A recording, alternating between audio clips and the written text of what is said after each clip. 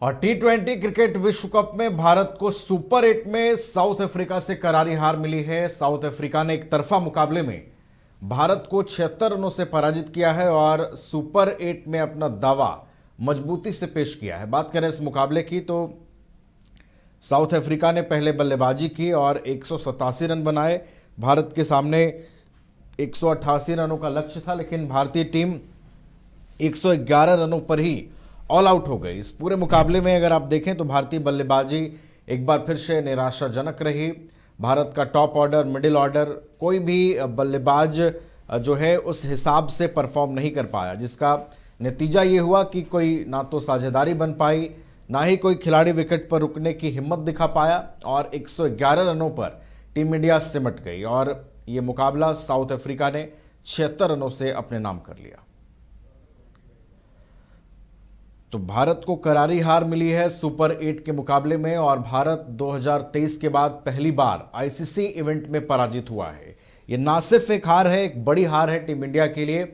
और अब team India के लिए जो सेमीफाइनल की राहें हैं वो तो खुली हुई हैं, लेकिन अब दूसरी टीमों के प्रदर्शन पर भी भारतीय टीम को निर्भर रहना पड़ेगा कि दूसरी टीमें जो हैं वो किस तरीके से परफॉर्म करती हैं, उस पर भी भारतीय टीम की नज़रें अब बनी रहेंगी।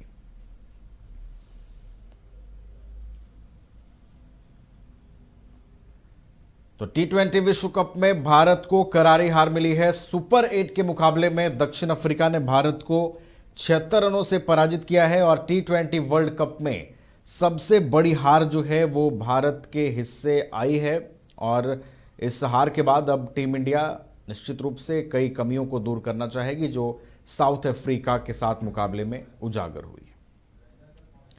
हमारे साथ हमारे क्रिकेट एक्सपर्ट राकेश रंजन जी हैं, फोन लाइन पर उनका रुख करते हैं। रंजन जी, भारत 2023 के बाद पहली बार आईसीसी इवेंट में हारा है। ना सिर्फ एक बड़ी हार ये है, बल्कि अब टीम इंडिया के लिए आगे की जो राहें हैं वो बहुत कह सकते हैं कि टीम इंडिया बढ़ तो ठीक रही है, लेकिन अब बहुत सोच समझ के चलना होगा।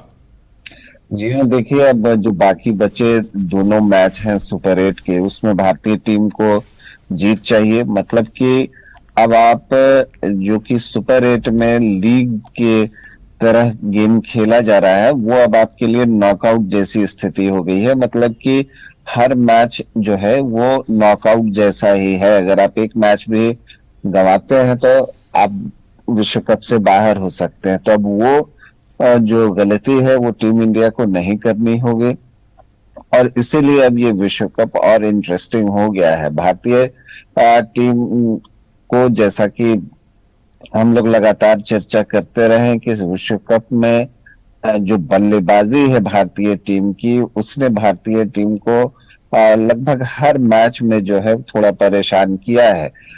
चाहे आप अमेरिका की मैच से ले लीजिए, नामीबिया, पाकिस्तान, नीदरलैंड, हर मुकाबले में भारतीय टीम के विकेट गिरे हैं और गुच्छों में गिरे हैं जब भी गिरे हैं, और उससे उसको परेशानी हुई। लेकिन बाकी मैचों में फिर कोई एक या दो खिलाड़ी ऐसे आते थे जो पारी को खींच कर ले जाते थे। और टी20 इंटरनेशनल में ऐसा होता है कि अगर कोई दो खिलाड़ी चल गया तो फिर आप 170-80 के आसपास पहुंच ही जाते हैं। जैसा कि अगर आप देखें तो जो दक्षिण अफ्रीका की टीम थी उसने भी कल 20 रनों पर अपने 3 विकेट गंवा दिए थे, लेकिन ब्रेविस मिलर ने एक साझेदारी की और टीम 170 क्रॉस कर गई कि स्टब्स ने अंत में अच्छा फिनिश किया था पारी को। तो अब वो चीज तो अब तक होती आएगी। दक्षिण अफ्रीका के खिलाफ हुआ ये कल कि भारतीय टीम को आगे कोई पार्टनरशिप मिली ही नहीं, कोई पार्टनरशिप डेवलप हुई नहीं और इस वजह से भारतीय टीम सिर्फ 111 रनों तक ही पहुंच सकी। दूसरी तरफ अगर आप देखें तो जिसकी चर्चा हमने पहले भी की कि प्लेइंग 11 जो है, जब आप चुनते हैं तो आपको बहुत सोच समझकर चुनने की जरूरत है।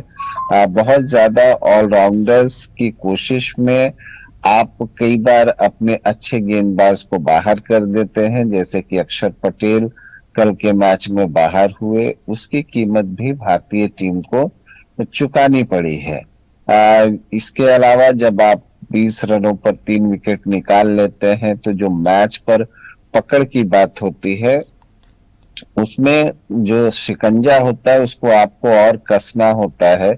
वो शिकंजा नहीं कसा जा सका दक्षिण अफ्रीकी बल्लेबाजों का, और इसकी वजह से दक्षिण अफ्रीका की टीम ने जो है एक ऐसा टारगेट बनाया जहां पर विश्व कप जैसे मुकाबले के लिए एक बड़ा टारगेट था, और वहां पर भारतीय टीम को परेशानी हुई और भारतीय टीम को हार का सामना करना पड़ा है। तो अब आगे की राह जो है वो बहुत आसान नहीं है।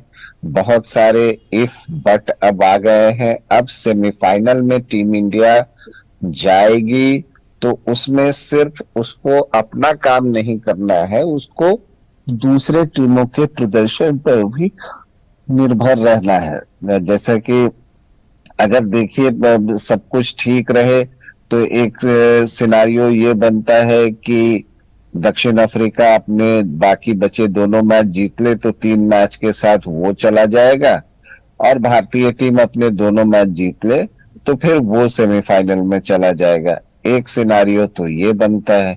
दूसरा सिनारियो ये बनता है कि जिम्बाब्वे और वेस्ट इंडीज में जो मैच होता है उसमें जो टीम जीतती है वो दक्षिण अफ्रीका को हरा दे, और भारतीय टीम अब बाकी बचे अपने दोनों मैच जीत ले तो 3 टीमों के 2-2 मैचों में जीत हो जाएंगे, मतलब कि 4-4 अंक हो जाएंगे, और वैसी परिस्थिति में नेट रन रेट पर मुकाबला आएगा, और भारतीय टीम जो है वो दक्षिण अफ्रीका से बड़े मार्जिन से हारी है, 76 रनों से हारी है।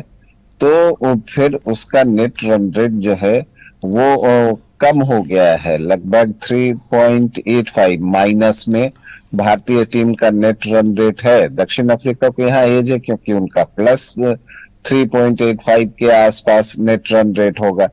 तो हालांकि अगर भारतीय टीम 2 मैच जीतेगी तो ये नेट रन रेट नीचे आएगा, लेकिन ये इतना बड़ा माइनस हो गया है कि फिर इसको प्लस करने के लिए आपको बड़े मार्जिन से जीत की जरूरत होगी। तो चैलेंजेस बहुत सारे हैं, और उसी के अनुसार देखते हुए अब भारतीय टीम पर हर मैच में दबाव होगा। लेकिन अगर आप चैंपियन बनना चाहते हैं, आप डिफेंडिंग चैंपियन हैं और आप फिर से खिताब जीतना चाहते हैं और चैंपियन बनना चाहते हैं, तो चैंपियन टीम तो वही होती है जो दबाव में निखरती है। तो अब भारतीय टीम से उम्मीद है कि जो अब दबाव बनेगा उस पर जो है वहां से भारतीय टीम निखरेगी और आगे बेहतर प्रदर्शन करेगी। शुभकामनाएं तो हम यही दे सकते हैं टीम इंडिया को। चलिए, तो टीम इंडिया के लिए अब आगे की जो राह है वो मुश्किल तो नहीं है, लेकिन टीम इंडिया को अपनी गलतियों से, अपनी जो भूल सुपर 8 के पहले मुकाबले में हुई है, उन तमाम चीज़ों से सीखना होगा और आगे बढ़ना होगा। बहुत बहुत आपका शुक्रिया रंजन जी, हमारे साथ जुड़ने के लिए, तमाम जानकारी